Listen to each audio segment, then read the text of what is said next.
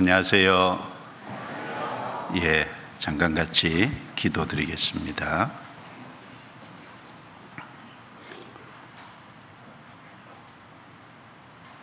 거룩하시고 은혜로우시고 자비로우신 우리 아버지 하나님, 허물과 죄 가운데 살아가던 저희들을 불쌍히 여겨주시고 주님의 크신 사랑과 은혜 또 보혈의 능력으로 우리를 구원하셔서 하나님의 자녀로 삼아주신 은혜 감사합니다. 또 변함없는 주의 사랑을 늘 베풀어 주셔서 오늘 이 시간까지 주 안에서 주님의 양육 가운데 함께 할 수 있도록 도우심을 감사합니다. 오늘도 주님의 피로 구원함을 입은 형제 자매들이 한자리에 모여서 주의 말씀으로 거룩한 교제를 나눌 수 있도록 기회를 주신 것 감사합니다. 이 시간을 통해서 하나님의 선하시고 기뻐하시고 온전하신 뜻이 무엇인지 나타내 주시고 각 사람 마음과 심령 속에 깊이 새겨지고 깨달을 수 있도록 도와주시며 힘과 위로가 될 수 있도록 도와주옵소서. 수양회를 앞두고 준비하는 모든 손길 위에 함께 해주시고 이번에도 많은 영혼이 한자리에 모여서 구원을 받는 귀한 주님의 역사가 나타날 수 있도록 우리 모두를 귀하게 사용해 주시고 인도해 주시옵소서. 전 세계 복음이 전한 모든 곳에 함께 해주시고 도와주옵소서. 마지막 때 더욱 충성된 일꾼들을 많이 일으켜 세워주셔서 복음이 더 힘있게 전해지게 해주옵소서. 오늘 시종을 주께 의탁합니다. 우리를 구원해 주신 주 예수님 이름으로 기도드리옵니다. 아멘. 성경 마태복음 11장을 찾겠습니다. 마태복음 11장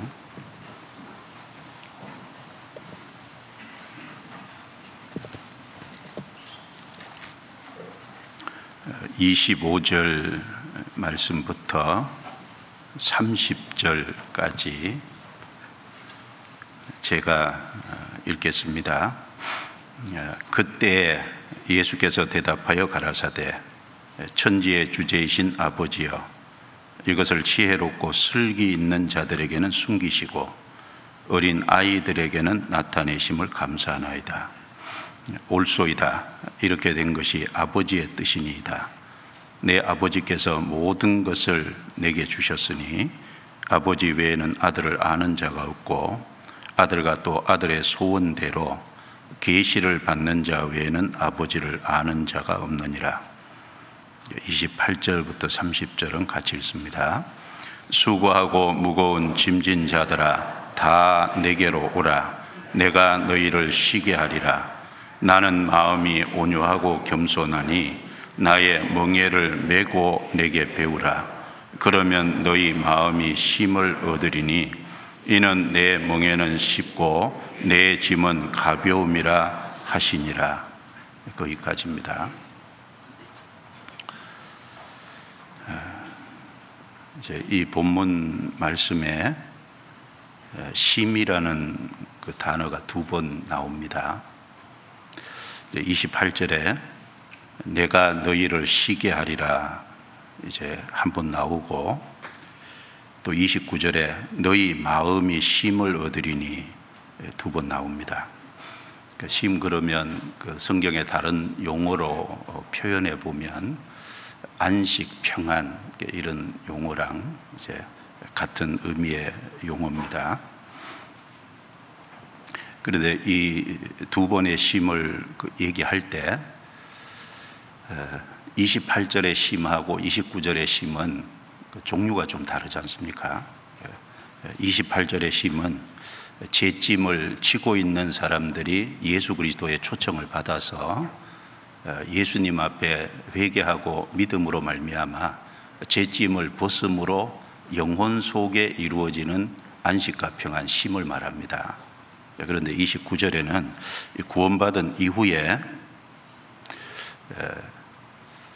주님의 자녀들이 온유하고 겸손하신 주님의 멍에를 메고 순종에 살아갈 때 너희 마음이 쉼을 얻으리니, 그러니까 구원받은 사람, 구원받은 이후에 생활 속에서 마음이 어떻게 쉼을 얻을 거냐, 마음의 쉼을 얘기하고 있습니다. 그래서 하나는 재짐 벗음으로 쉼을 얻는 영혼의 쉼을 말하고, 한쪽에서는 구원받은 이후에 주님께 순종에 살아감으로써 얻을 수 있는 마음의 쉼을 말하고 있습니다. 그래서 오늘 제목을 영혼의 쉼과 마음의 쉼 이렇게 잡아 봤습니다.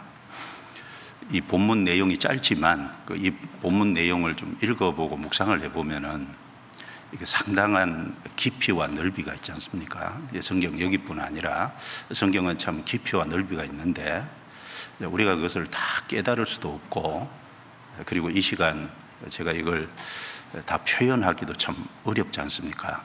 그런데 어쨌든 이 제목을 잡은 것은 그래도 성도들에게 좀 유익이 되겠다 싶어서 이 제목을 잡았습니다. 그래서 같이 좀 상고해 보는 시간을 갖겠습니다.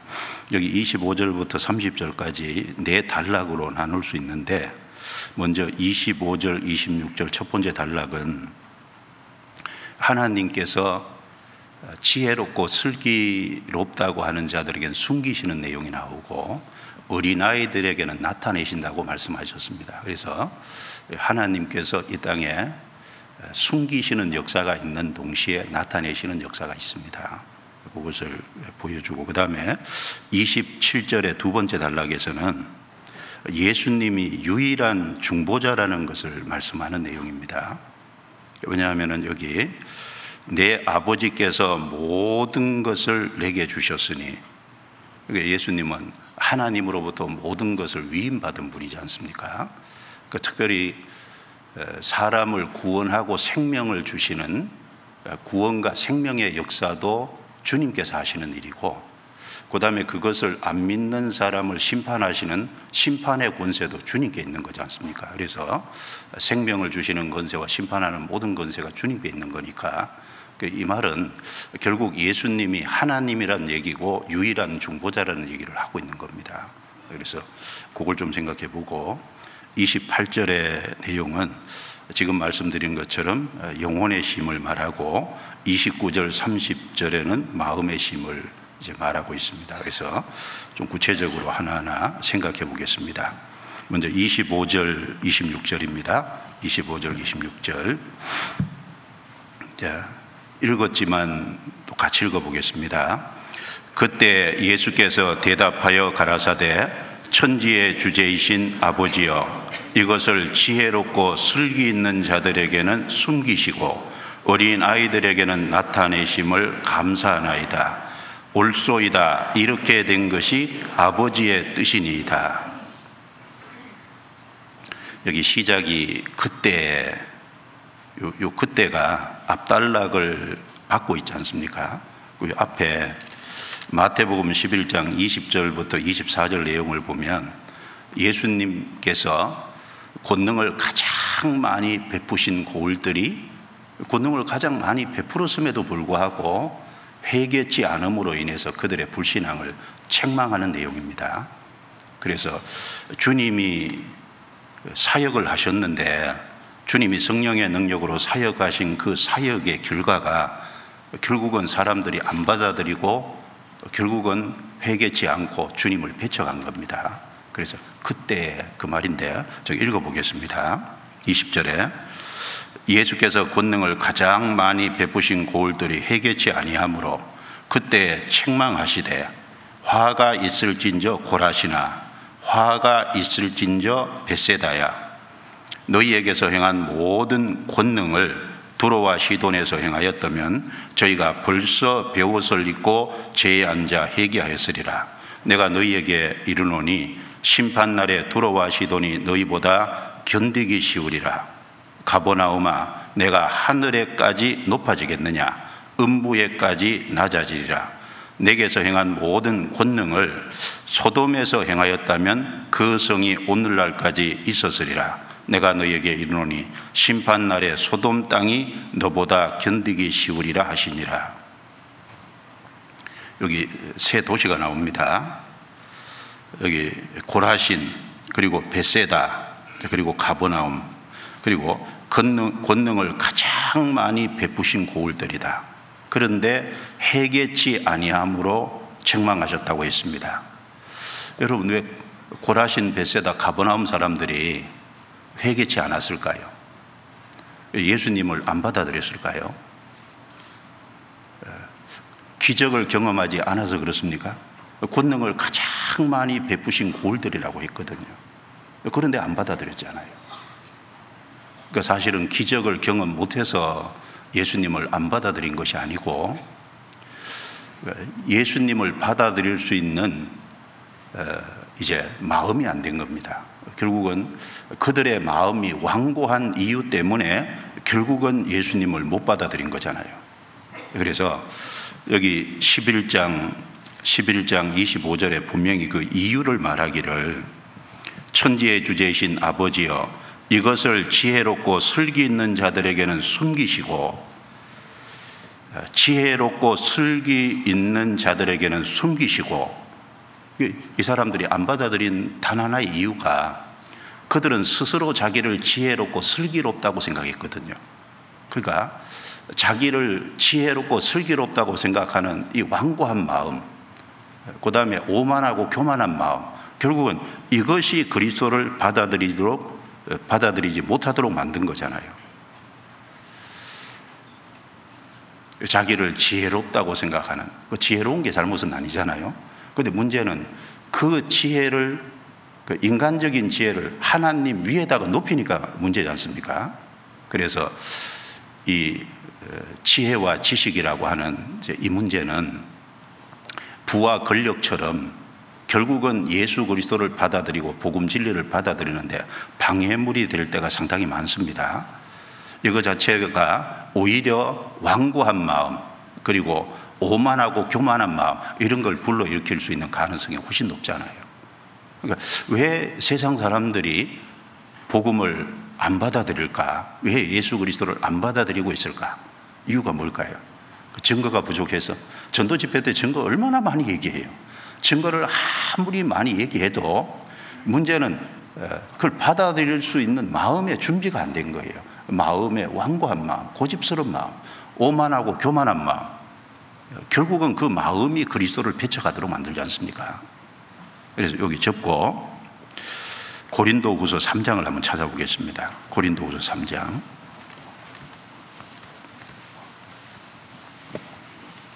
고린도후서 3장 접어두시고 고린도후서 3장 14절 15절입니다.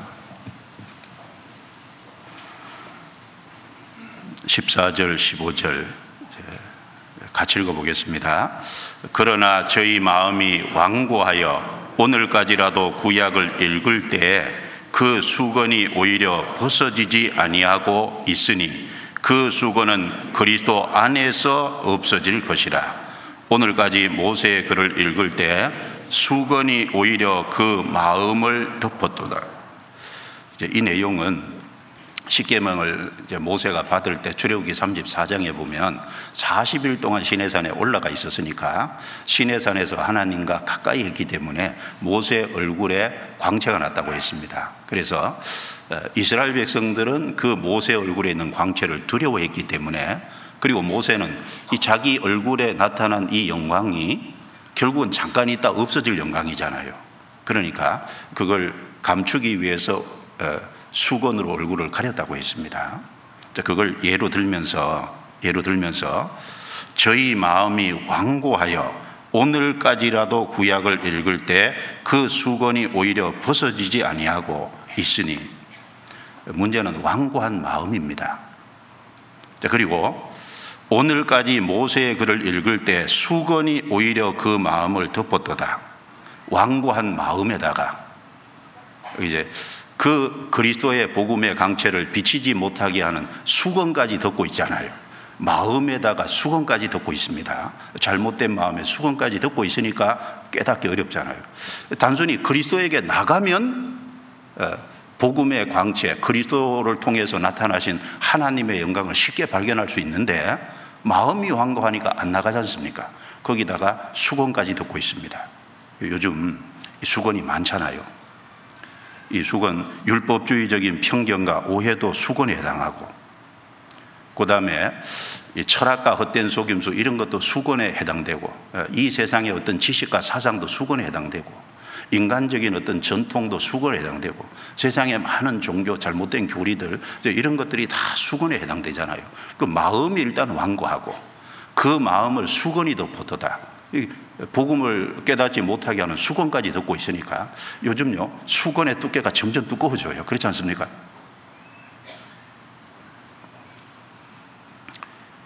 그래서 이 사람들이 결국 복음을 깨닫지 못하고 그리스도를 배척하는 이유가 뭐냐?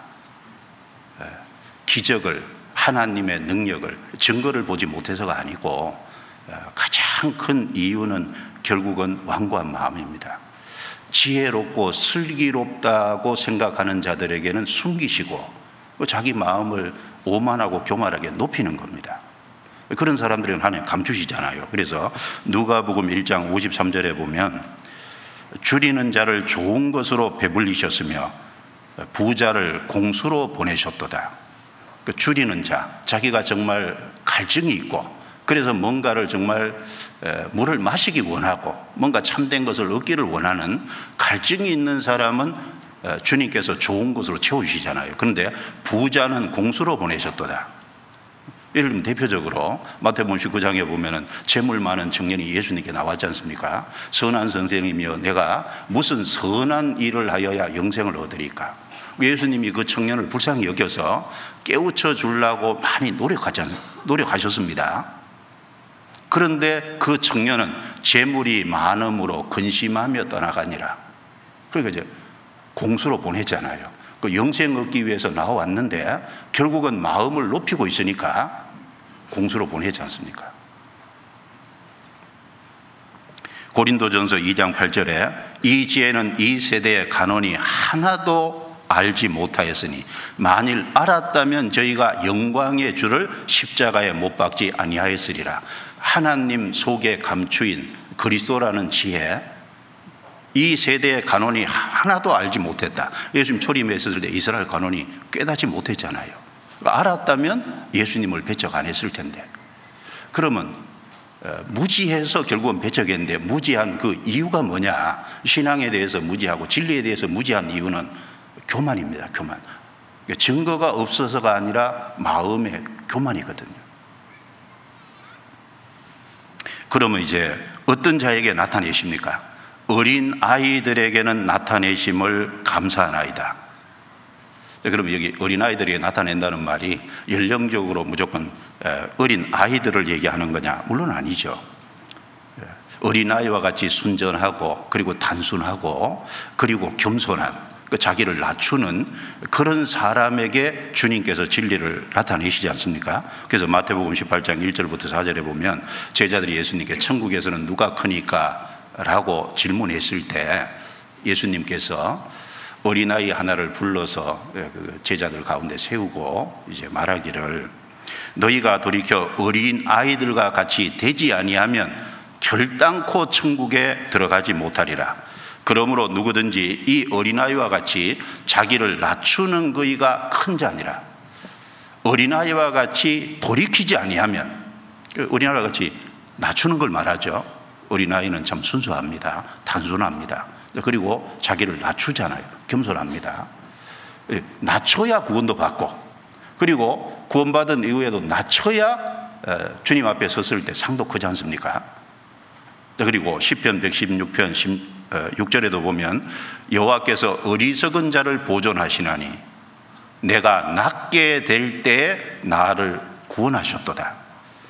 자기를 어리석다고 하는 그 사람을 하나님이 구원해 주시고 보호해 주시고 내가 낮게 될 때, 즉 나를 낮출 때 그 말입니다. 나를 구원하셨도다. 겸손한 자를 구원하십니다. 그래서 마태복음 11장 다시 넘겨보겠습니다. 마태복음 11장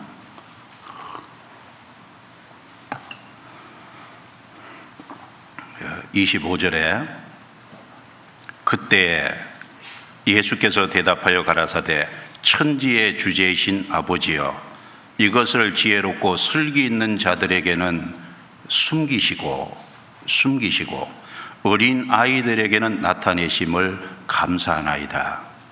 여기 숨기시고 나타내심을 감사하나이다. 여기 숨기시고 틀림없이 하나님이 감추시는 역사가 있다는 겁니다. 나타내시고, 그러니까 나타내시는 역사가 있잖아요. 하나님이 어떤 사람에게는 감추십니다. 어떤 사람에게는 나타내시잖아요. 하나님이 감추면 아무도 못 찾습니다. 하나님이 나타내시면 쉽게 깨달을 수 있잖아요. 이 사람들이 이제 자주 이런 질문을 합니다. 상담하다 보면 복음이 그렇게 쉽다면, 사실 복음의 내용은 단순하고 참 쉽게 돼 있잖아요. 그러니까 이제 복음이 그렇게 쉽다면은 왜 4년 동안 신학교를 다니면서 공부하고 평생 성경을 공부하고 가르치는 그 목사들은 구원을 못 받는 거냐?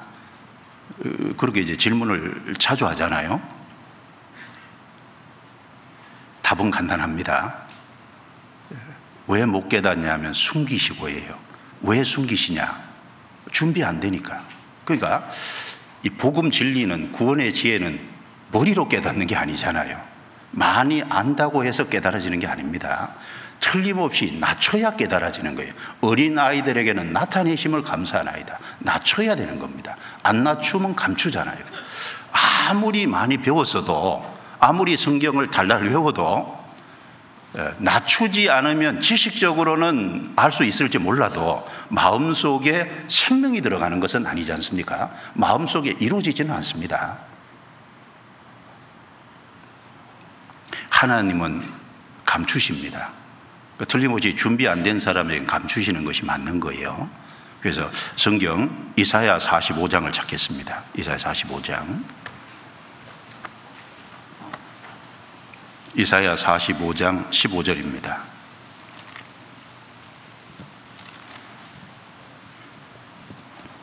이사야 45장 15절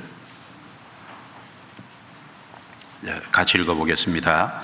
구원자 이스라엘의 하나님이여 진실로 주는 스스로 숨어 계시는 하나님이시니이다. 구원자 이스라엘의 하나님이여, 구약은 선민 이스라엘 중심한 역사니까 이렇게 말했지만 사실은 구원자 이스라엘의 하나님뿐 아니라 하나님은 모든 사람의 구원자지 않습니까? 그래서 진실로 주는 스스로 숨어 계시는 하나님이시니이다. 이 말이 맞잖아요. 주님은 숨어 계시는 하나님이십니다.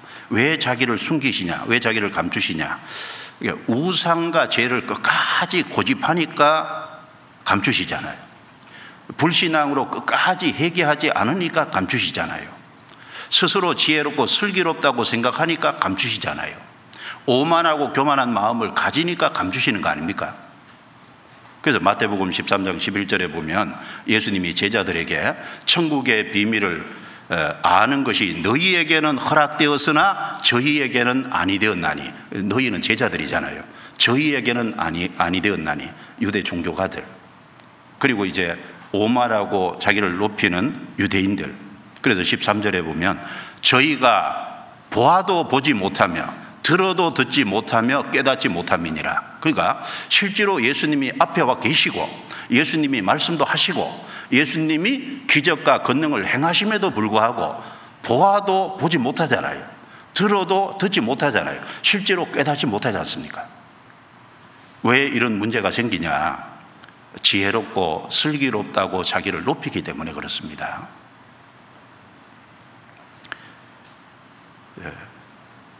그래서 요한복음 9장 39절에도 보면 예수님이 이 땅에 오신 목적을 스스로 말씀하시면서 내가 이 세상에 온 것은 보는 자들로 보지 못하게 하며 보지 못하는 자들은 보게 하려 함이라. 보지 못한다고 하는 사람들, 그래서 참으로 보려고 간절히 찾는 사람들은 보게 하잖아요. 그런데 자기가 본다고 하는 사람들이 있어요. 준비도 안 되고 깨닫지도 못하면서도 본다고 착각하는 사람들이 있잖아요. 그런 사람들에게는 보지 못하게 하미로다. 보는 자들은 감추시려고 주님이 오신 겁니다. 그러면 복음은 어디에 감춰져 있냐? 주님이 감추셨다 그랬잖아요. 그러면 이 복음이 어디에 감춰져 있냐? 복음은 예수 그리스도 안에 감춰져 있지 않습니까? 그리고 복음은 성경 안에 감춰져 있잖아요. 그래서 골로새서 2장 2절 3절에 보면 하나님의 비밀인 그리스도를 깨닫게 하려 함이라 그 안에는 지혜와 지식의 모든 보화가 감춰져 있느니라. 결국 진리는 예수 그리스도 안에 있는 거예요. 사람이 구원받을 수 있는 생명, 영생은 결국 예수 그리스도 안에 있는 겁니다. 그래서 하나님의 비밀인 그리스도다. 하나님의 비밀이잖아요. 그리고 성경에 감춰져 있죠. 요한복음 5장 39절에 너희가 성경에서 영생을 얻는 줄 생각하고 성경을 상고하거니와 이 성경이 곧 내게 대하여 증거하는 것이로다. 성경에서 영생을 얻는 줄 생각하고 성경에 감춰져 있고 그 다음에 예수 그리스도가 안에 감춰져 있고 그 성경에 감춰져 있다고 해서 성경 본다고 해서 다 깨닫는 게 아니잖아요.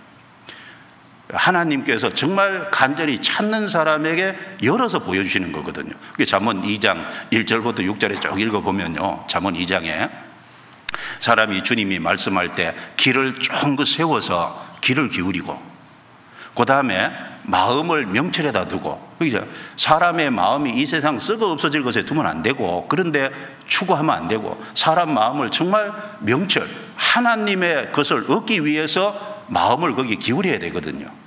그리고 동시에 소리를 명철을 향해서 지르라고 했습니다. 주님을 향해서 간절히 부르짖고 그리고 은을 찾는 것처럼 감추인 보배를 찾는 것처럼 찾아야 된다고 했는데 은과 금은요 아무데나 있는 게 아니잖아요. 사람들이 은금을 찾기 위해서 멀리까지 가잖아요. 그리고 은금을 캐내기 위해서 땅을 깊이까지 빠는 수고도 하지 않습니까? 그리고 그 땅 속에 과거에는 이렇게 금은을 캐러 들어갈 때 요즘은 뭐 기계가 있으니까 쉽게 엘리베이터 같은 거 만들어서 가는데 옛날에는 이렇게 흔들흔들하는 이런 거 타고 내려가지 않습니까? 위에서. 그러니까 위험도 감수하고 그러면 여호와를 경외하기를 깨달으며 하나님을 알게 되리니 잠언 2장 1절부터 6절에 그렇게 말씀하고 있으니까 찾아야 된다 그 말이에요. 귀를 동원하고 마음을 동원하고 그리고 정말 하나님에게 부르짖고 그리고 그걸 찾기 위해서 정말 애쓰는 그 추구하는 그 사람에게 주님이 깨닫게 해주시는 것이 맞지 않습니까?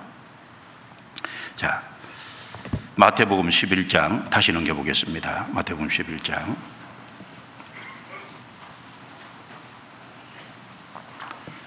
천지의 주제이신 아버지여 이것을 지혜롭고 슬기 있는 자들에게는 숨기시고 어린 아이들에게는 나타내심을 감사하나이다. 예수님 당시에요 이스라엘 땅에 세상적으로 가장 지혜롭다는 사람이 누굽니까? 유대 종교가들이잖아요. 하나님께서 그 유대 종교가들에게 감주셨습니다. 유대 종교가들은 율법에 정말 능통했잖아요. 율법사들이 율법에 능통하지 않습니까? 그리고 사도행전 13장에 보면 안식일마다 모여서 성경을 외운다 그랬거든요. 그 종교가들은 성경을 잘한다고 하고 그 율법에 아주 능통하고 그리고 동방박사들이 예수님이 어디서 태어나겠느냐, 메시아가 어디 태어났냐 예루살렘에 가서 물으니까 종교가들이 금방 얘기하지 않습니까? 베들레헴에서 태어난다고. 그런데 아무도 베들레헴에 안 가잖아요. 성경에 대해서는 약속합니다. 그런데 그들은 그리스도를 알아보지 못했잖아요. 그들에게는 숨기신 겁니다. 그런데 모든 사람에게 숨기신 건 아니잖아요. 특별히 베들레헴에서 지경 밖에서 예수님 탄생했을 때 밖에서 양을 치는 목자들은 하나님이 천사까지 보내서 메시아의 탄생을 알려줘서 실제로 가서 경배했지 않습니까? 그리고 저 멀리 있는 동방박사들 왔습니다. 그들은 많이 배운 사람들이었지만 그러나 마음을 낮춘 사람들이었잖아요. 1000km 먼 거리를 경배하려고 왔습니다. 그리고 1000km 다시 돌아갔잖아요. 사마리아 여자 그리고 소경거지 바디메오 이런 사람들 예수님 옆에 달려 죽은 십자가의 한 강도 이제 그 강도는 마지막에 예수님께 자기 영혼을 부탁했습니다. 그런 사람들은 배우지 못한 사람이잖아요. 그러나 찾는 사람이지 않습니까? 찾는 사람이니까 주님께서 열어서 깨닫게 해준 거지 않습니까? 그래서 지혜롭고 슬기 있는 자들에게는 숨기시고 어린 아이들에게는 나타내심을 감사하나이다. 그래서 이 세상에 사람들이 왜 복음을 못 깨닫고 왜 영생을 얻지 못하고 왜 그리스도를 영접하지 못하냐, 결국은 마음 높이니까 그렇습니다. 그래서 잠언 3장 34절 35절에 보면 진실로 그는 거만한 자를 비웃으시며 겸손한 자에게 은혜를 베푸시나니 지혜로운 자는 영광을 기업으로 받거니와 미련한 자의 현달함은 욕이 되느니라. 미련한 자의 현달함은 욕이 된다 그랬죠. 오히려 자기를 지혜롭다고 높이고 슬기롭다고 오만과 교만한 마음 태도를 가지면은 욕이 된다 그랬습니다. 욕이. 야고보서 4장 6절에도 그러나 더욱 큰 은혜를 주시나니 그러므로 일러스되 하나님이 교만한 자를 물리치시고 겸손한 자에게 은혜를 주신다 했느니라. 교만한 자는 물리치시고 겸손한 자에게 은혜를 베푸십니다. 그래서 이 마태복음 11장 25절 이 진리는 역사 속에 항상 동일한 겁니다. 항상 변함이 없는 거잖아요. 우리도 사실 구원받을 때 보면 낮췄기 때문에 구원받았잖아요. 잘 나갈 때 구원받기가 참 어렵습니다. 자, 그리고 감사하나이다, 옳소이다, 이렇게 된 것이 아버지의 뜻이니이다. 감사하나이다. 근데 앞에 내용을 봐요. 20절부터 24절까지 내용을 보면 예수님이 권능을 가장 많이 행하신 고을인 고라신 베세다 가버나움이 결국은 해겠지 않고 예수님을 안 받아들였지 않습니까? 어떻게 보면요, 철저히 실패한 거잖아요. 낙담과 좌절할 수 있지 않습니까? 그런데 예수님이 감사하나이다 그랬거든요. 이렇게 된 것이 아버지의 뜻이니이다. 어떻게 감사할 수 있냐? 왜? 하나님의 뜻대로 됐으니까. 비록 그들이 받아들인 것은 아니지만, 그러나 교만한 자에게는 감추시고 겸손한 자에게 하나님이 나타내신다는 하나님의 기본 뜻이 결국은 이루어졌다는 것을 생각하고 그 가운데서도 감사할 수 있었잖아요. 옳소이다, 이렇게 된 것이 아버지의 뜻이니이다. 우리도 마찬가지입니다. 우리도 많은 사람이 구원받으면 감사할 수 있어요. 내가 전도한 사람이 구원받으면 감사할 수 있어요. 그러나 실패했을 때라도 낙담하고 좌절할 것은 아니죠. 왜 그냥 뭔가 거기서 하나님이 그 가운데서 나를 교훈하시는 것이 있을 거예요. 그렇지 않습니까? 뭐 그 가운데서 하나님의 뜻이 이루어지지 않았겠어요? 그래서 실패를 통해서 거기서 교훈을 받고 낙담하고 좌절할 것이 아니라 주님의 뜻이 뭔지를 헤아리고, 그러면은 그 가운데서도 감사할 수 있고 힘을 내서 다시 전도할 수 있잖아요. 많은 사람들이 몇 번 전도해 보다가 전도가 잘 안 되니까 낙담하고 좌절해서 그 상태만 보고 그냥 주저앉지 않습니까? 예수님은 낙담하고 좌절한 게 아니지 않습니까? 예수님 본받아야죠. 그런 가운데서도 하나님의 뜻이 이루어진 것을 생각하고 감사하잖아요. 우리 성공했을 때도 감사하고 실패했을 때도 뭔가 그게 하나님의 뜻이 뭔지를 좀 헤아리고 감사할 것을 찾아야 될 겁니다. 그러면 낙담하고 좌절을 하는 것이 아니라 새 힘을 얻어서 다시 전도할 수 있을 거예요. 자, 그리고 27절을 보겠습니다. 27절. 자, 같이 읽어보겠습니다. 내 아버지께서 모든 것을 내게 주셨으니 아버지 외에는 아들을 아는 자가 없고 아들과 또 아들의 소원대로 계시를 받는 자 외에는 아버지를 아는 자가 없느니라. 한마디로 예수님은 하나님이시고 예수님은 유일한 중보자시다. 지금 이 말을 하고 있는 겁니다. 여기 보시면 천지의 주제이신 아버지여 25절에도 이렇게 말했고 27절에도 내 아버지께서 모든 것을 내게 주셨으니 아버지 외에는 아들을 아는 자가 없고, 그러니까 아버지 외에는 아들을 온전히 아는 자가 없고 그 말이죠. 아들과 또 아들의 소원대로 계시를 받는 자 외에는, 그러니까 아들 외에는 아버지를 아는 자가 없고 또 아들의 소원대로 계시를 받는 자 외에는 아버지를 아는 자가 없느니라. 그러니까 예수님은 하나님을 아버지라 그랬고 자신을 하나님의 아들이라고 했습니다. 그러면 이 성경에서 아버지와 아들로 이렇게 얘기할 때 바로 예수님 자신이 하나님이라는 신성을 지금 이제 강조하고 있는 거지 않습니까? 그와 동시에 유일한 중보자라는 것을 여기 강조하고 있는 겁니다. 왜 신성을 강조하는 것이냐 하면은 그 요한복음 10장 28절부터 30절에 보면은 안 찾겠습니다. 내가 저에게 영생을 주노니 영원히 멸망치 아니할 터이요 또 저희를 내 손에서 빼앗을 자가 없느니라. 나와 아버지는 하나이니라. 이렇게 말씀했죠. 내 아버지는 만유보다 크심에 아무도 아버지 손에서 빼앗을 수 없느니라. 내 손에서 빼앗을 수 없다. 아버지 손에서 빼앗을 수 없다. 나와 아버지는 하나이다. 이제 이 말을 하니까 유대인들이 돌을 들어가지고 예수님이 사람이면서 자칭 하나님이라고 한다고 돌로 치려고 달려들었잖아요. 그러니까 예수님이 하나님을 아버지라고 하는 것은요, 자기가 하나님인 것을 얘기하시는 겁니다. 그리고 요한복음 5장에도 보면 예수님이 38년 된 병자를 고쳤습니다. 그날이 마침 안식일이었어요. 요한복음 5장 17절에 예수께서 저에게 이르시되 내 아버지께서 이제까지 일하시니 나도 일한다 하시매 유대인들이 이를 인하여 더욱 예수를 죽이고자 하니 이는 안식일만 범할 뿐 아니라 하나님을 자기의 친아버지라 하여 자기를 하나님과 동등으로 삼으심이라라. 그 돌을 들어 치려고 했잖아요. 내 아버지께서 일하시니 나도 일한다. 안식일날 병자 고친 것도 문제지만은 하나님을 아버지라고 해서 자신을 하나님과 동등, 즉 자신을 하나님이라고 얘기한 그것 때문에 돌을 들어서 치려고 했지 않습니까?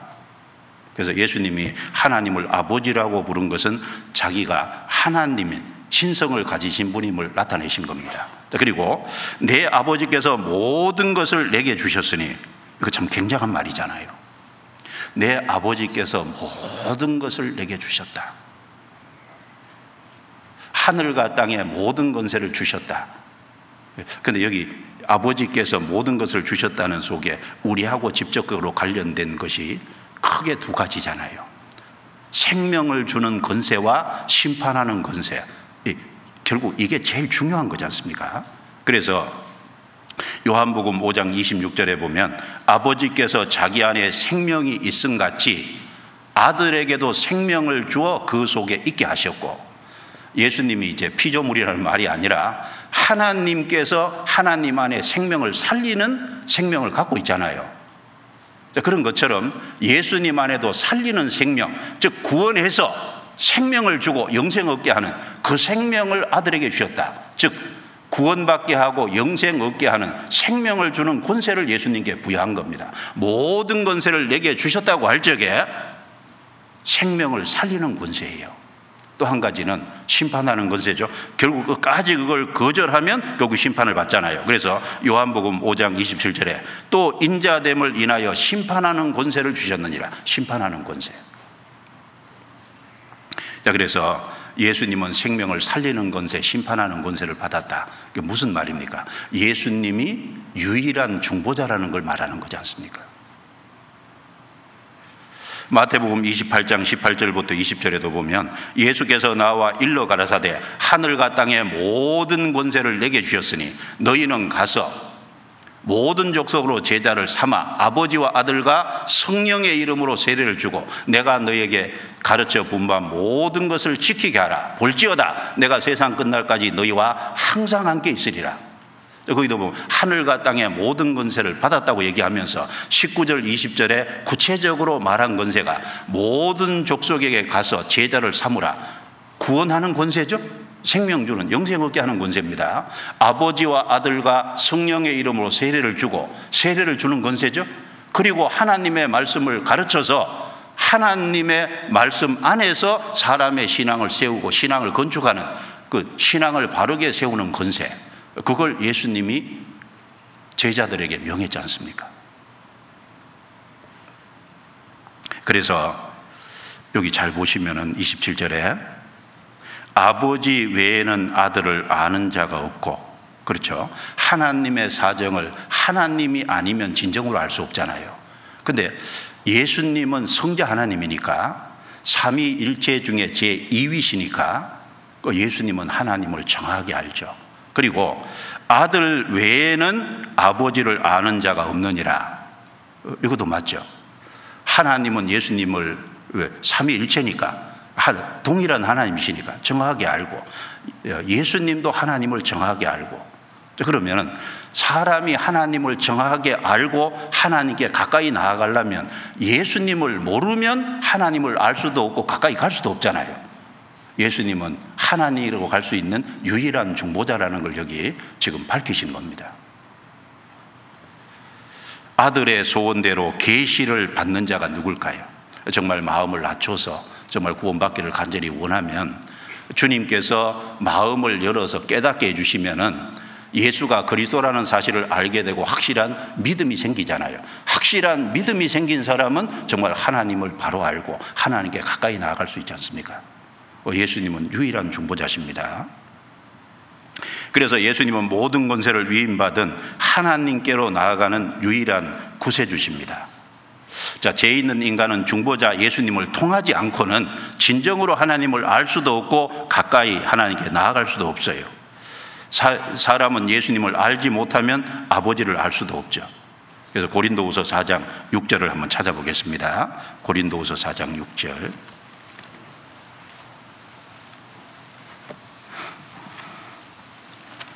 고린도후서 4장 6절입니다. 자, 같이 읽어볼까요?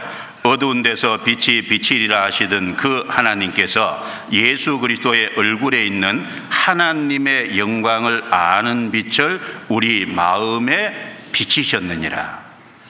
예수 그리스도의 얼굴에 있는 하나님의 영광을 아는 빛이 우리 마음에 비춰주셨잖아요. 우리는 예수님을 통해서 하나님을 정확하게 알 수 있게 된 겁니다. 구약시대에요, 하나님이 자신을 계시해 오셨어요. 그런데 여러 가지 방법으로 계시하셨지만 그 어떤 것도 하나님의 영광을 예수님이 드러내신 것처럼 온전히 계시하는 적은 없지 않습니까?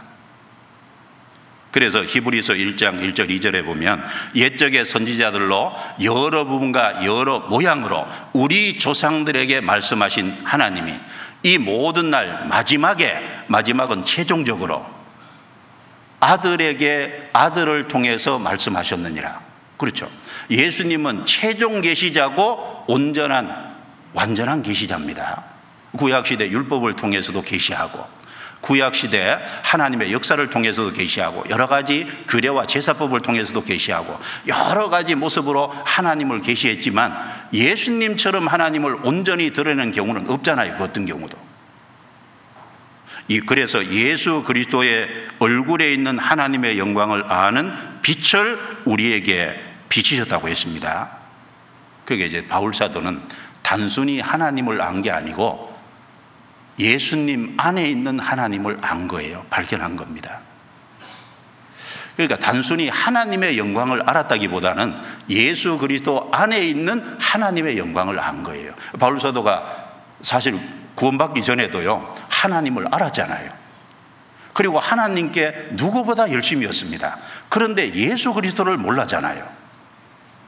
그러니까 하나님을 진정으로 알았다고 하기가 어렵습니다.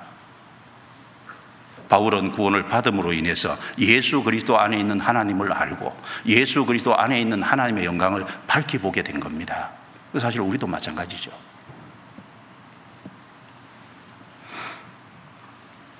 그래서 이 변화산에 예수님께서 이렇게 모습이 변화돼서 모세와 엘리야를 대동하고 나타나서 누가복음 9장에 예수님이 예루살렘에서 죽으셔야 우리가 구세주가 되니까 죽으실 것을 말씀하시면서 이제 구름이 호련히 이제 가리면서 하늘에서 음성이 들렸잖아요. 그때 누가복음 9장 35절에 보면 이는 나의 아들 곧 택함을 받은 자니 너희는 저의 말을 들으라. 너희는 저의 말을 들으라. 그렇죠. 사람이 반드시 듣고 반드시 받아들여야 될 것은 예수님 말씀이잖아요. 예수님이 유일한 중보자라는 겁니다. 그래서 요한복음 14장 6절에 예수께서 가라사대 내가 곧 길이요 진리요 생명이니 나로 말미암지 않고는 아버지께로 올 자가 없느니라. 맞죠? 아들 외에는 아버지를 아는 자가 없습니다. 아들의 소원대로 계시를 받은 자 외에는 아버지를 아는 자가 없는 것이 맞는 겁니다. 예수님을 알지 못하면요, 하나님을 진정으로 알았다고 하기가 어려운 겁니다. 디모데전서 2장 5절에도 하나님은 한 분이시요 또 하나님과 사람 사이에 중보도 한 분이시니 사람이신 그리스도 예수라. 하나님과 사람 사이에 중보자는 오직 예수님 한 분밖에 없잖아요. 사도행전 4장 12절에도 다른 이로서는 구원을 얻을 수 없나니 천하 인간의 구원을 얻을 만한 다른 이름을 우리에게 주신 일이 없음이니라. 하나님 분명히 얘기했죠. 이는 나의 아들 곧 택함을 받은 자니 너희는 저의 말을 들으라. 우리 예수님 말을 들어야 됩니다. 왜? 하나님이 예수님을 유일한 중보자로 세웠잖아요.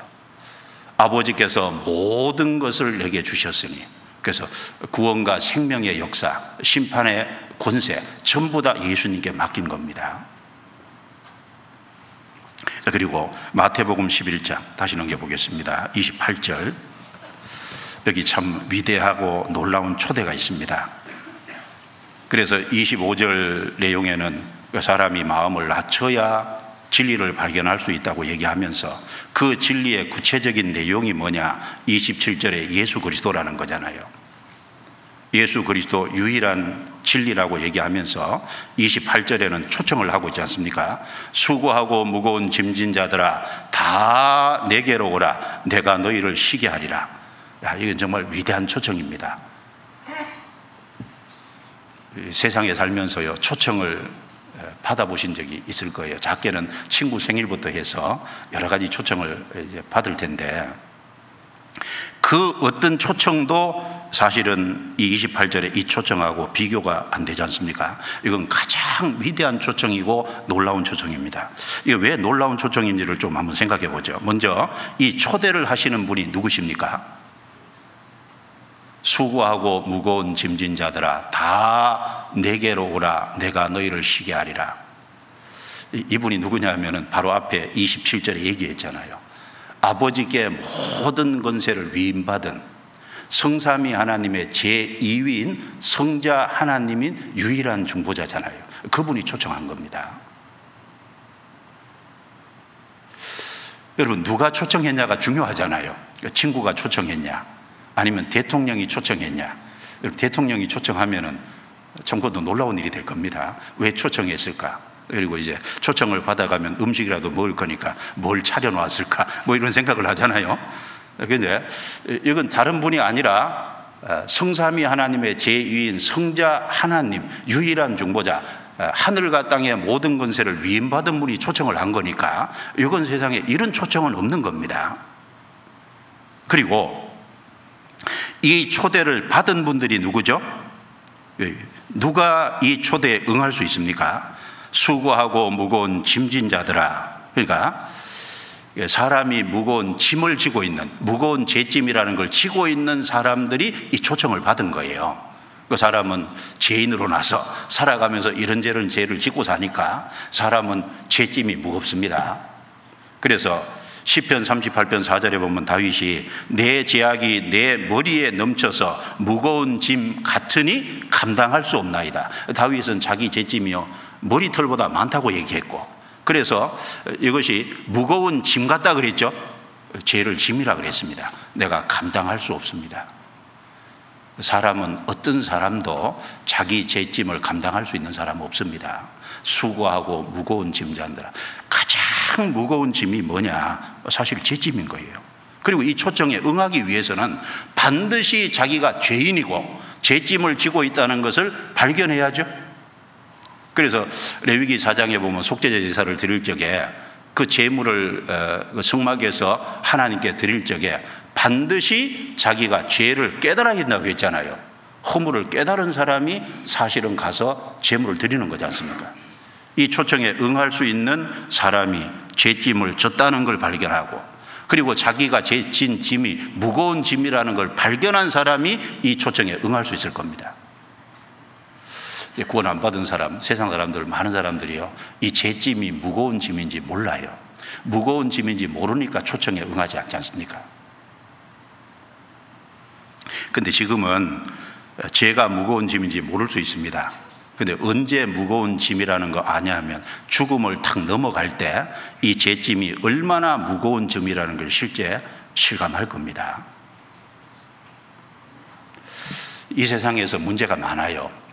사람이 살아가면 가정 문제도 있고, 그 다음에 질병 문제도 있고, 그 다음에 경제적인 문제도 있고, 이런저런 인간관계도 있고, 학생들은 학업 문제, 뭐 이제 여러 가지 문제가 있는데 그것도 문제고 그것도 짐은 짐입니다. 그런데 죽음은 다 벗어나는 짐이잖아요. 그 사람이 딱 죽으면 그 모든 짐은 벗어지지 않습니까? 그래서 사람이 죽어도 안 벗어지는 짐이 있잖아요. 그 죄짐입니다. 죄짐. 죄짐은 지고 가는 거지 않습니까? 그리고 이게 얼마나 무거운 짐이냐 그 말입니다.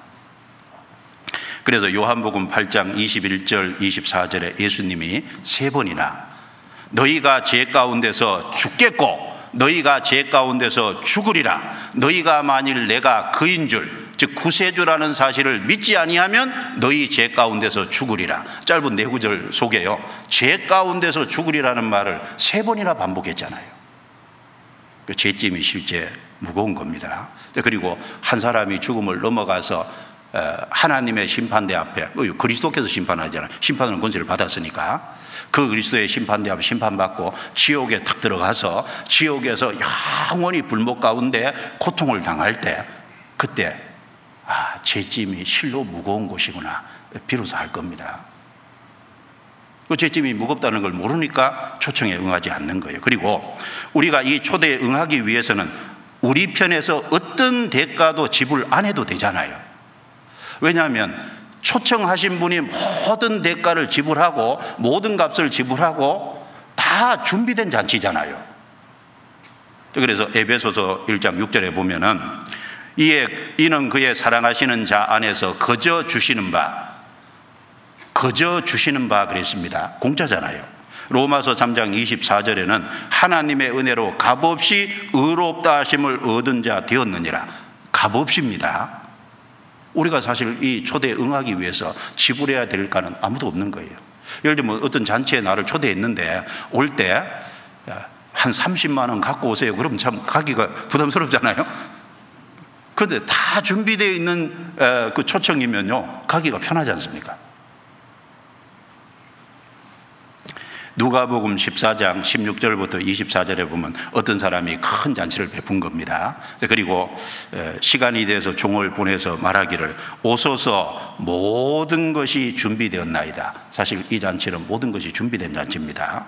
마태복음 22장 1절부터 14절 말씀에도 보면은 어떤 임금이 자기 아들을 위해서 혼인잔치를 준비했잖아요. 그 어떤 임금은 하나님이고 자기 아들은 예수 그리스도 독생자고 하나님께서 바로 예수 그리스도의 신부를 구하는 혼인잔치잖아요.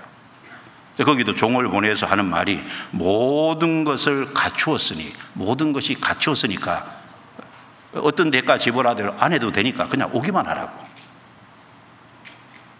그리고 초청의 범위가요, 초청의 범위가 무한히 넓습니다. 수고하고 무거운 짐진 자들아 다 내게로 오라. 다잖아요.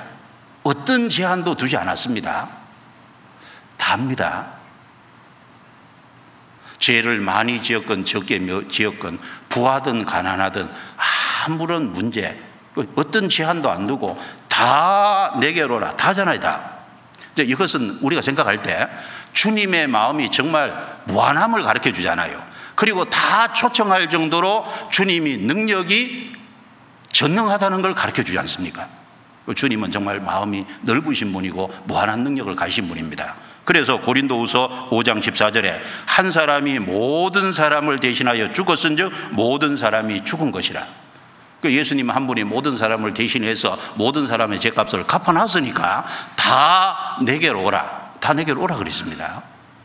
그런데 많은 사람들을 초청하다 보면요, 하나하나 개인은 좀 소홀할 수 있는 경우도 있습니다. 그런데 이 초청은 그렇지 않아요.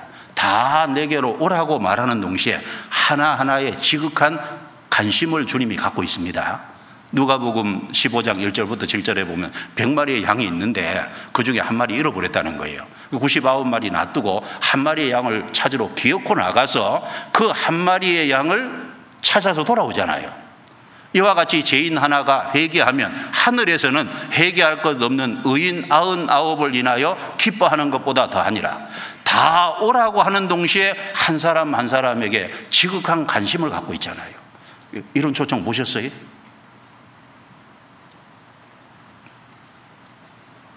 많은 사람이 초청되면요, 개인에게는 소홀할 수밖에 없습니다. 그런데 다 초청했으면서도 한 사람 한 사람에게 세심한 관심을 갖고 있습니다.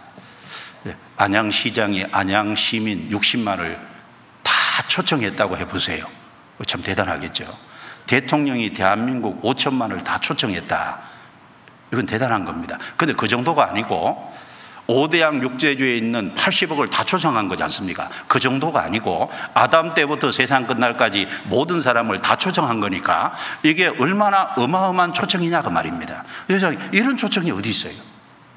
그런데 그 많은 초청을 하면서 한 사람 한 사람 개인에게도 세심한 관심을 가지고 있다 그 말입니다. 사실은 우리가 그 초청을 받아 구원받은 거잖아요. 그리고 초대받아 올 때는요, 그대로 그 형편 그대로 오라고 했죠.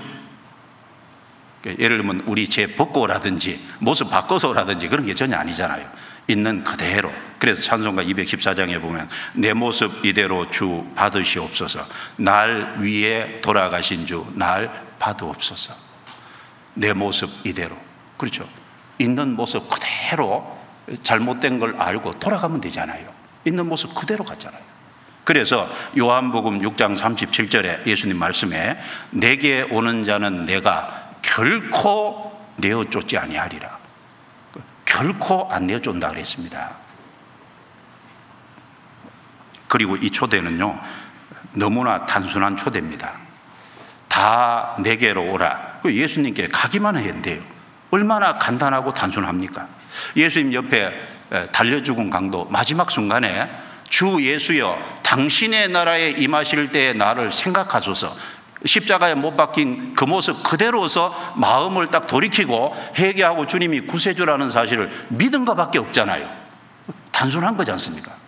회개하고 믿으면 되는 거니까 너무 단순한 초청입니다. 그리고 왜 우리를 초청하냐면 사람이 하나님에게서 멀리 떠나 있기 때문에, 하나님에게서 떨어져 있기 때문에 초청을 하는 거지 않습니까? 다 내게로 오라 그 말은 주님에게 있는 게 아니라 주님에게서 떨어져 있으니까 오라는 거잖아요. 그래서 이사야 58장 3절에 보면 악인은 모태에서부터 멀어졌으며 나면서부터 곁길로 나아가 거짓을 말하는도다. 그렇죠. 우리는 아담 안에서 날 때부터 죄인으로 났고, 그리고 이 속에 죄의 기질이 있고, 그 살아가면서 죄를 짓는, 결국은 하나님을 떠나 있는 인생이고, 이사야 53장 6절에도 우리는 다 양 같아서 그릇 행하여 각기 제 길로 갔다 그랬습니다. 하나님은 목자고 우리는 양인데 하나님이라는 목자를 떠난 양이잖아요. 제 고집대로 하는 양이고 길 잃어버린 양이고 결국은 마지막에 이뤄질 양이잖아요. 다 내게로 오라 그 말은 하나님을 떠나 있기 때문에 하는 말입니다. 인생은 하나님을 떠나 있습니다. 그리고 얼마나 놀라운 것을 약속하셨잖아요. 다 내게로 오라. 오면요, 내가 너희를 쉬게 하리라. 내가 너희를 쉬게 하리라.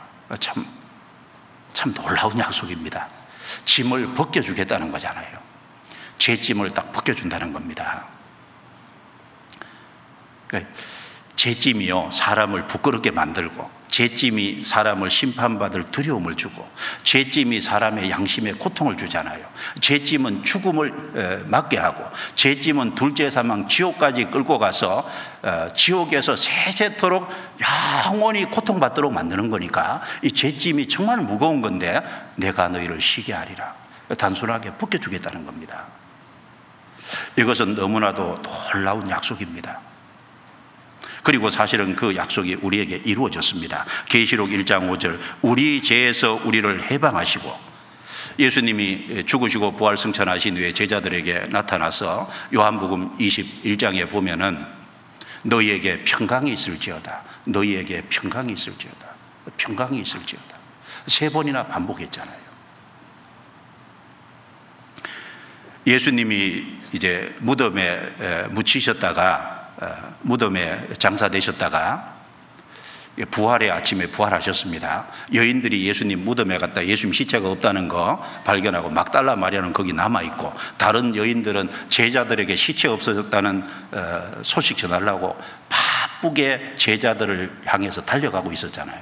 가운데 마태복음 28장 9절에 보면 예수님이 그 여인들을 딱 막아섰습니다. 그리고 예수님이 그 여인들에게 한 첫 마디가 뭘까요? 평안하뇨? 평안하뇨? 평안하뇨? 그걸 물었거든요. 그죠? 주님이 다 해결해 주셨으니까 평안하뇨? 내가 너희를 쉬게 하리라, 쉬게 하리라. 우리에게 평안이 이루어진 거지 않습니까? 그리고 이 초대는 하나 더 생각해야 될 것이 현재입니다. 수고하고 무거운 짐진 자들아 다 내게로 오라, 내가 너희를 쉬게 하리라. 현재형이잖아요. 지금 오라는 겁니다. 아직 안 돌아오신 분이 있으면 지금 돌아와야 되잖아요. 고린도후서 6장 2절에 보면 보라 지금은 은혜 받을 만한 때요, 보라 지금은 구원의 날이로다. 지금이죠. 근데 사도행전 24장 25절에 보면 벨릭스 총독이 있지 않습니까? 바울 사도가 가이사랴 감옥에 2년 갇혀 있으면서 벨릭스 총독에게 자주자주 전도를 했는데 의와 절제와 장차 오는 심판을 얘기했습니다. 근데 벨릭스가 듣고 두려워하는 마음이 있었잖아요. 그런데 시방은 가라, 틈이 있으면 너를 부르리라. 그 벨릭스요, 지옥 가서 두고두고 후회할 겁니다. 사실 그것이 자기 인생의 가장 중요한 기회였다는 거. 특별히 수고하고 무거운 짐자들아 다 내게로 오라, 내가 너희를 쉬게 하리라. 자기 짐을 벗을 수 있는 유일한 기회였다는 걸 틀림없이 알게 될 건데 얼마나 후회하겠어요. 기회 줬을 때 더 이상 거절하면 안 됩니다. 자, 그래서 이 마태복음 11장 28절, 수고하고 무거운 짐진 자들아 다 내게로 오라, 내가 너희를 쉬게 하리라. 이건 정말 위대한 초청이고 놀라운 초청이고, 우리는 구원받아 이 초대에 응했습니다. 그리고 그 다음에 우리 삶의 29절 30절, 자, 같이 읽어볼까요? 나는 마음이 온유하고 겸손하니 나의 멍에를 메고 내게 배우라. 그러면 너희 마음이 쉼을 얻으리니 이는 내 멍에는 쉽고 내 짐은 가벼움이라 하시니라. 자, 이것은 구원받은 이후에 주님의 겸손하고 온유한 멍에를 메고 살아감으로 인해서, 그 말씀에 순종하고 하나님의 뜻에 순종함으로 인해서 마음에 이루어지는 쉼입니다. 우리는 영혼의 쉼이 이루어졌어요. 히브리서 4장 10절에 이미 그의 안식에 들어간 자는 하나님이 자기 일을 쉬신과 같이 자기 일을 쉬느니라. 구원받았으니까 구원을 위해서는 더 이상 일할 필요가 없고 쉼이 이루어졌습니다. 그런데 신앙생활 속에 뭐가 중요할까요? 마음의 안식. 우리 마음의 안식을 어떻게 얻을까? 주님의 멍에를 메고 갈 때 마음의 안식을 얻는 거예요. 평안히 간다고 마음의 안식이 있는 게 아닙니다. 여기 나의 멍에를 메고 내게 배우라, 이 말을 했을 때 28절에는 짐을 벗겨준 얘기를 하고 29절에는 메어야 될 짐이 있다는 걸 얘기하는데, 특별히 나의 멍에를 메고 내게 배우라 그랬으니까 주님이 메셨던 멍에, 주님이 지셨던 짐을 지는 겁니다. 그러니까 우리 제 짐은 벗겨주시고 주님이 지셨던 짐은 우리에게 짊어지시고, 그래서 이제 이 균형을 맞추는 겁니다. 한쪽에서는 벗고 한쪽에서는 져야 될 짐이 실제로 있는 거예요. 그래서 제 짐을 벗고 영혼의 쉼이 이루어진 구원받은 사람이 얻을 수 있는, 그 정말 질 수 있는 짐이잖아요. 그 29절 30절은 이건 불신자는 질 수 있는 짐이 아닙니다. 불신자가 어떻게 주님의 멍에를 메겠어요? 그 주님이셨던 멍에는 오직 영혼의 쉼이 이루어진 구원받은 사람만이 멜 수 있는 짐이니까 이건 사실 우리에게 특권이지 않습니까?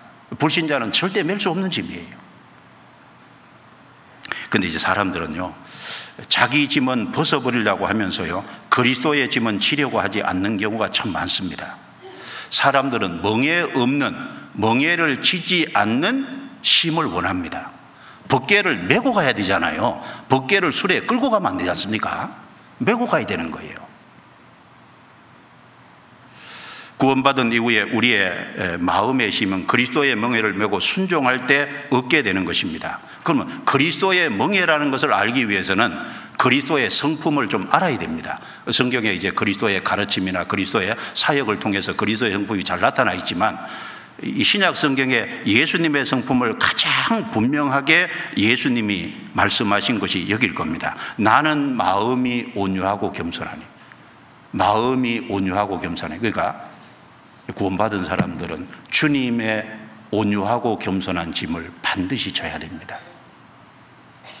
그리고 사실은 깊이 생각을 좀 해봐야 되겠습니다. 예수님이 온유하신 분입니다. 예수님의 온유한 모습은 어디 가장 잘 나타나 있냐면 십자가에 가장 잘 나타나 있잖아요. 십자가를 지고 가실 때 예수님의 온유함, 이 온유는 단순한 친절이 아닙니다. 이사야 53장 7절에 보면 그가 곤욕을 당하여 괴로울 때에도 그 입을 열지 아니하였으며 마치 도수장으로 끌려가는 어린 양과 털 깎는 자 앞에 잠잠한 양같이 그 입을 열지 아니하였도다.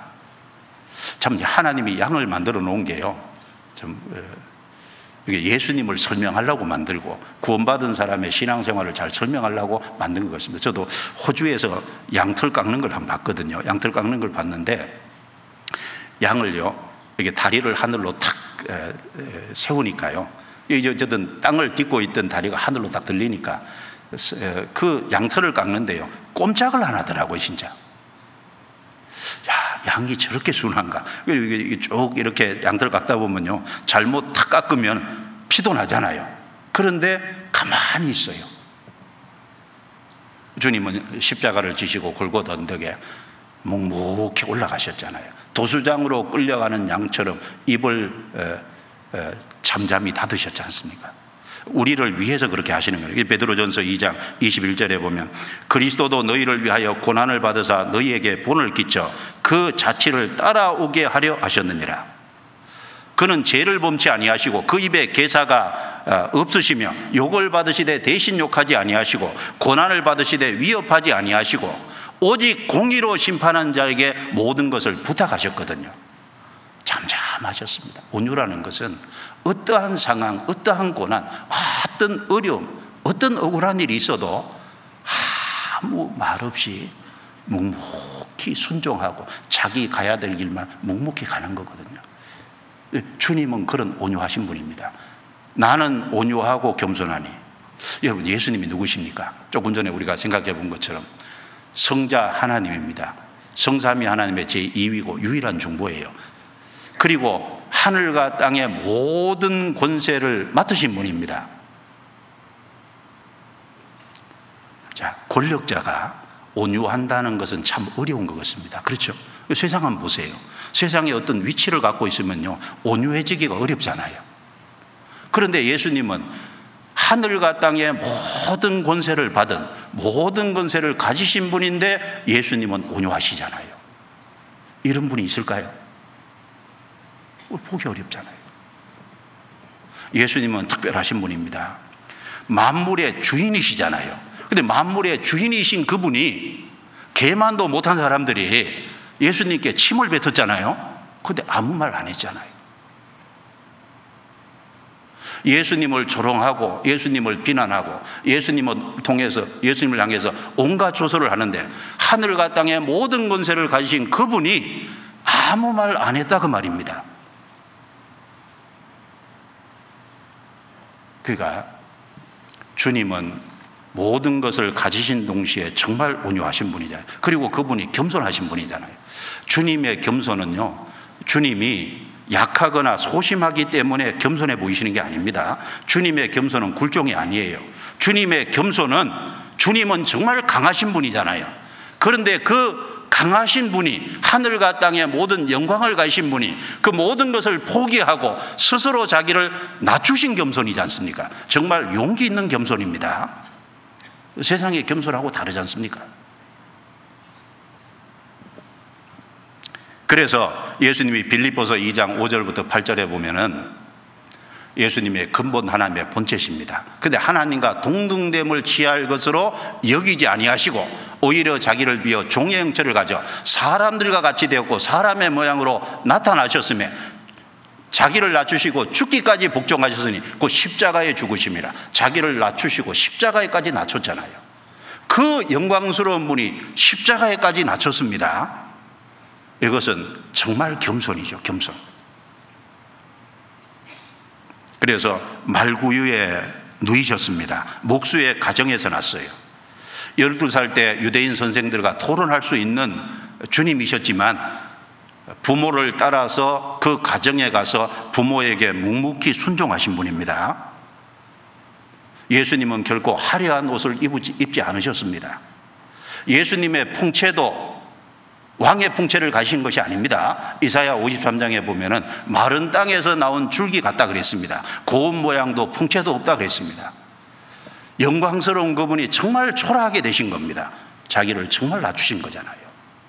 그분이 누구를 사귀셨습니까? 죄인들을 가까이 하고 멸시받는 자들을 가까이 하고 가난한 어부들을 가까이 사귀셨습니다. 그분은 정말 겸손하신 분입니다. 그래서 이 구원받은 사람은요, 온유하고 겸손한 멍에를 맬 때 주님에게 배울 수 있고 마음에 평화가 있는 겁니다. 우리가 깊이 생각을 해야 될 거예요. 정말 우리 마음의 평화가 이루어지지 않는 것이 평안함이 없기 때문에 평화가 이루어지지 않는 것이 아니고 주님의 온유와 겸손을 매려고 하는 각오가 없기 때문에, 그것에서 자꾸 벗어나려고 하기 때문에 마음에 쉼이 없는 거 아닌지 한번 생각을 해봐야 되는 거예요. 온유하고 겸손한 주님의 멍에를 메고 묵묵히 주님의 말씀에 순종할 때 주님을 배울 수 있고 마음에 힘이 있습니다. 권위에 순종하는 것을 배워야 되잖아요. 예수님은 우리의 주인이시기 때문에 주님께 순종하는 걸 배워야 됩니다. 말씀에 순종하는 걸 배우고 교회의 권위에 순종하는 것을 배우고 그리고 국가의 권위에 순종하는 것을 배우고. 왜? 말씀에 벗어나지 않으면 국가의 권위에도 순종해야 되잖아요. 가정의 권위에 순종하는 것도 배워야 되잖아요. 배워야 됩니다. 그리스도의 십자가를 지고 따르는 것을 배워야 됩니다. 그럴 때 마음에 평안이 있는 거예요. 마음에 힘이 있습니다. 그래서 그런데 왜 온유와 겸손을 멍에라고 했냐? 이거 좋은 건데 왜 멍에라고 했냐면은 이 온유와 겸손의 멍에를 메고 가는 것은요, 부패한 본성과는 반대잖아요. 세상의 처세술하고는 반대잖아요. 세상의 처세술로 하면 온유하고 겸손하면 망한다고 생각합니다. 반대잖아요. 세상의 인간의 계획하고는 정반대가 되는 겁니다. 너희 마음이 힘을 얻으리니, 이 탐욕과 교만을 가지고 불순종하면요 마음이 힘을 얻을 수 없습니다. 마음의 힘을 얻을 수 있는 구체적인 내용이 뭐냐? 하나님의 법을 사랑하는 자에게는 큰 평안이 있다 그랬으니까 구체적으로 말씀을 진짜 사랑하면 마음에 힘이 있습니다. 말씀을 정말 묵상하고 말씀을 깊이 하면 마음의 힘이 실제로 주어지잖아요. 하나님을 의지하는 자는 힘이 이루어집니다. 순종하는 삶은 힘을 줍니다. 그래서 자꾸 불순종하려고 하니까 마음의 평화, 안식이 깨지잖아요. 그리고 왜 주님의 멍에는 쉽고 가볍다고 했냐? 이것만 좀 생각해 보겠습니다.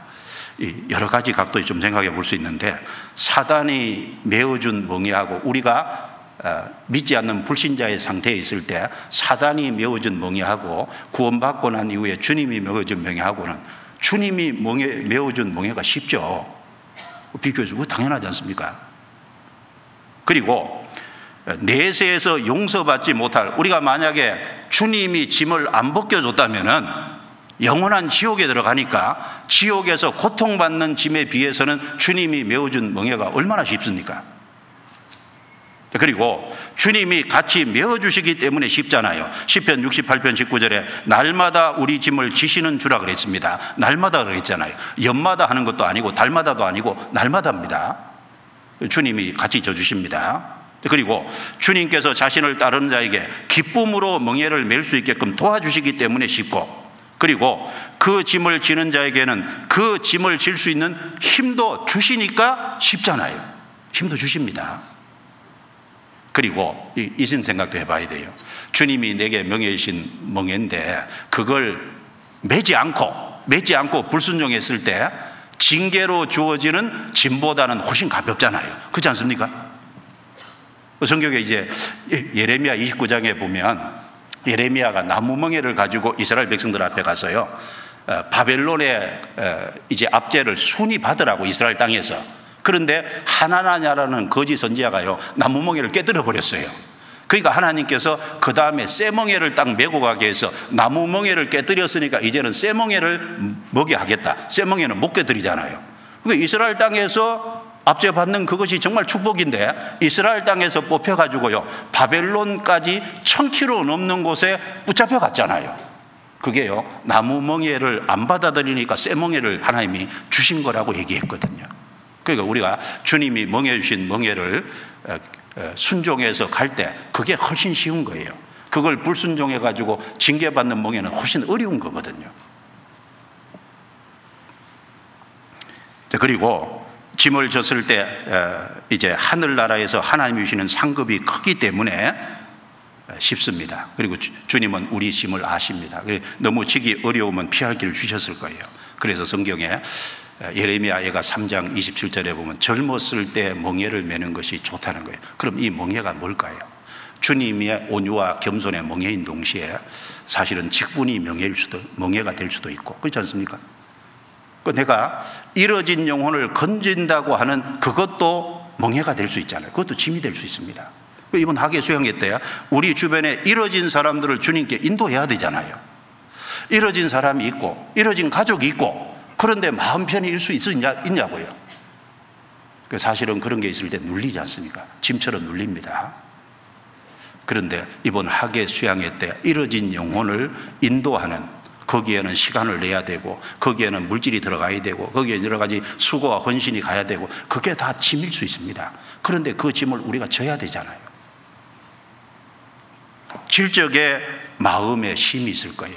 근데 그거 딱 피해가지고 전도해야 될 영혼이 있는데도 불구하고 전도하러 안 가고 다른 데 가면요, 마음은 지옥일 거예요. 몸은 평할 수 있어도 마음은 지옥일 겁니다. 그렇지 않아요? 마음이 힘을 얻으리니. 그리고 하나 더 생각을 해보면 이 모든 것을 벗어버리는 날이 있을 겁니다. 언제일까요? 우리가 개인적으로 죽어서 주님 앞에 서든지, 그리고 주님이 재림하셔서 우리가 주님 앞에 신령한 몸을 입고 서든지, 이 모든 짐을 다 벗어버릴 때가 있을 거예요. 이 땅에 살아가는 동안은 짐을 질 수밖에 없습니다. 그런데 이 모든 것을 벗어버리는 날, 그날을 우리는 기대하며 살아야 될 겁니다. 짐을 진 사람이 짐을 정말 주님이 다 벗겨주실 때 그때 진정한 기쁨이 있지 않겠습니까? 그래서 이사야 57장 1절 2절에 보면 의인이 죽을지라도 마음에 두는 자가 없고 자비한 자들이 치하여감을 입을지라도 그 의인이 화액 전에 치하여감을 입은 것인 줄로 깨닫는 자가 없도다. 저는 평안에 들어갔나니 무릇 정로로 행하는 자는 자기들의 침상에서 편히 쉬느니라. 우리도 편히 쉴 때가 있을 거예요. 이 땅에 있는 동안은 짐을 져야 됩니다. 제 짐은 주님이 벗어줬으니까 주님의 온유하고 겸손한 맹에는 끝까지 매야 될 겁니다. 묵묵히 메고 가야 돼. 그러면 주님을 배우고 마음에 정말 힘이 뭐라는 걸 참으로 발견할 겁니다. 기도하겠습니다. 하나님 감사합니다. 우리에게 소중한 시간을 주시고 주님이 우리에게 주신 말씀을 상고할 수 있는 기회를 주신 것도 감사합니다. 주님이 우리를 초청해 주셔서 구원해 주시고 생명을 주신 것 감사합니다. 남은 생에 주님이 우리에게 메워주신 주님의 겸손과 온유의 멍에를 묵묵히 메고 따라가면서 주님을 배우고 또 우리 마음에 힘을 얻고 그리고 이 땅의 모든 것을 벗어버린 날 참으로 기뻐할 수 있도록 도와주옵소서. 이번 학예 수양에 준비하는 손길들 위해 함께 하시고 이뤄진 영혼들에게 관심을 갖고 이뤄진 영혼들을 주님 품으로 인도하는 짐을 질 수 있도록 도와주옵소서. 우리 모두를 귀하게 사용해 주옵소서. 우리를 구원해 주신 주 예수님 이름으로 기도드리옵니다. 아멘.